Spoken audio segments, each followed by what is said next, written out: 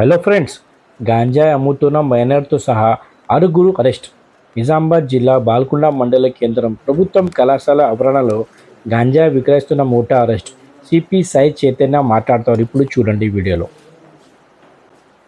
ఇవాళ బాల్కొండ పోలీసులు ఒక గాంజా అమ్మే ఒక ముఠాని పట్టుకోవడం జరిగింది.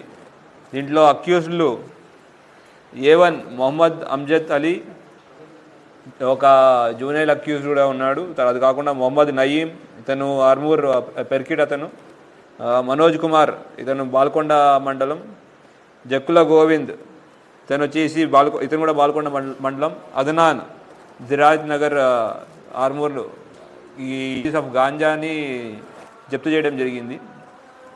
అది కాకుండా ఇంకొంతమంది అక్యూజ్లు అబ్స్కాండింగ్లో ఉన్నారు.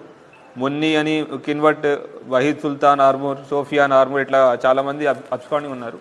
విషయం ఏమిటంటే, ఇవాళ ఈ మాదక ద్రవ్యాలు అమ్ముతున్నారనే ఒక ఇన్ఫర్మేషన్ రావడంతో బాల్కొండ పోలీసులు ప్రభుత్వ జూనియర్ కళాశాల ప్రాంగణంలో ఇటు అమ్ముతున్నారని తెలిస్తే అక్కడికి వెళ్ళి రైడ్ చేయడం జరిగింది. అక్కడ అమ్జద్ అనే అతనితో పాటు నయీం, అదనాన్, మనోజ్, గోవింద్ మరియు ఒక జూనియర్ అంటే బాల నేరస్తుడు కూడా ఉండడం జరిగింది.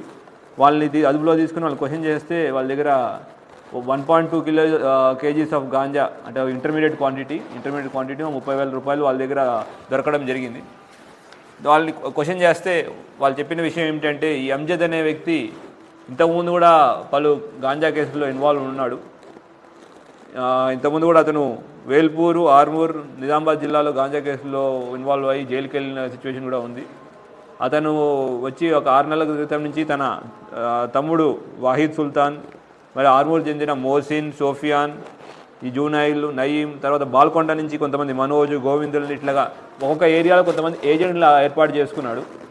ఇతను చేసేది ఏంటి అంటే, ఇక్కడి నుంచి నాందేడ్లో వెళ్ళి కిన్వట్లో మున్ని అనే వ్యక్తి దగ్గర గాంజా కొన్ని ఇక్కడికి వచ్చి దాన్ని చిన్న చిన్న ప్యాకెట్లు 5 గ్రాముల ప్యాకెట్ల కింద విభజించి ఈ ఏజెంట్ల ద్వారా జనాలకి 400 రూపాయలకి, 500 రూపాయలకి 500 గ్రాముల ప్యాకెట్లు అమ్మడం జరుగుతూ ఉంటుంది. దీని ద్వారా అమ్మినందుకు ఏజెంట్లకు కూడా 100 రూపాయలు లాభం అన్నట్టు ఈ ఏజెంట్ల ఒక సిస్టమ్ ఏర్పాటు చేసుకుని మన యువతని టార్గెట్ చేస్తూ ఈ బానిసలు అయ్యేటట్టు ఇతను ప్లాన్ వేశాడు. దాంట్లో వీళ్ళు ఏజెంట్స్ అందరూ యాక్టివ్గా పార్టిసిపేట్ చేశారు. అయితే దీంట్లో ఇంకో విషయం ఏంటంటే, బయట నుంచి మహారాష్ట్ర నుంచి, నాందేడ్ నుంచి రావడం, కిన్వట్ నుంచి రావడంతో పాటు ఇక్కడ కూడా పట్టుకోకుండా ఉండడానికి బాలల్ని, చిన్నపిల్లల్ని వాడడం, మైనర్స్ని వాడడం కూడా జరిగింది. సో సరే, మైనర్ని కూడా తీసుకెళ్ళి మేము జూనైల్ జస్టిస్ బోర్డు ముందు ప్రవేశపెడతాం. అట్లానే పిల్లల్ని వాడినందుకు కూడా జూనైల్ జస్టిస్ యాక్ట్ మీద కూడా ఇతని మీద కేసు పెట్టడం జరుగుతుంది. మనం అబ్జర్వ్ చేసుకోవాల్సిన విషయం ఏంటంటే, అందరికీ చిన్నపిల్లలు కూడా, మైనర్లు చిన్నపిల్లలు కానీ ఎక్కడైనా తిరుగుతుంటే కూడా, అనవసరంగా తిరుగుతున్నా కానీ, లేదంటే వాళ్ళకి అనుకోకుండా వాళ్ళ స్తోమత నుంచి డబ్బులు వాళ్ళ దగ్గర ఉన్నా కూడా మనం అనుమానపడాల్సినట్టుగా మనకు క్లియర్గా అర్థమవుతుంది దీన్ని బట్టి.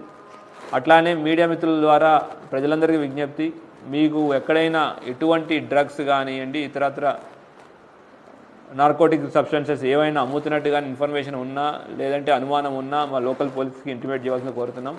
ఎందుకంటే ఇది ఒక మహమ్మారి, మొత్తం మన యువతని, మన దేశాన్ని నాశనం చేస్తూ ఉంది. దాని గురించి తెలంగాణ పోలీస్, టీనా ఈగల్ అని, తర్వాత లోకల్ పోలీసులు, CCS, తర్వాత ఎక్సైజ్ పోలీసులు అందరూ దాని గురించి ఫైట్ చేస్తున్నారు. ఇటువంటి వారిని పట్టించి ఇవ్వడం వల్ల మీరు గొప్ప సహాయం చేసిన వాళ్ళు అవుతారు.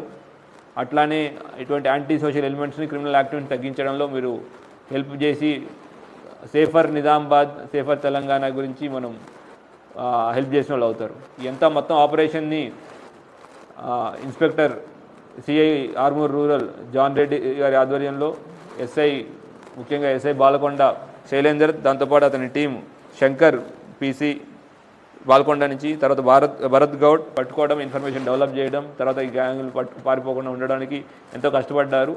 వీళ్ళందరికీ అభినందనలు తెలుపుతున్నాం. అట్లానే ఇంకా ఇటువంటి మళ్ళీ మీడియా ద్వారా ఎటువంటి యాక్టివిటీస్ ఉన్నా మాకు ఇన్ఫర్మేషన్ ఇవ్వాల్సిందే కోరుకుంటున్నాం. Thank you. జై హింద్.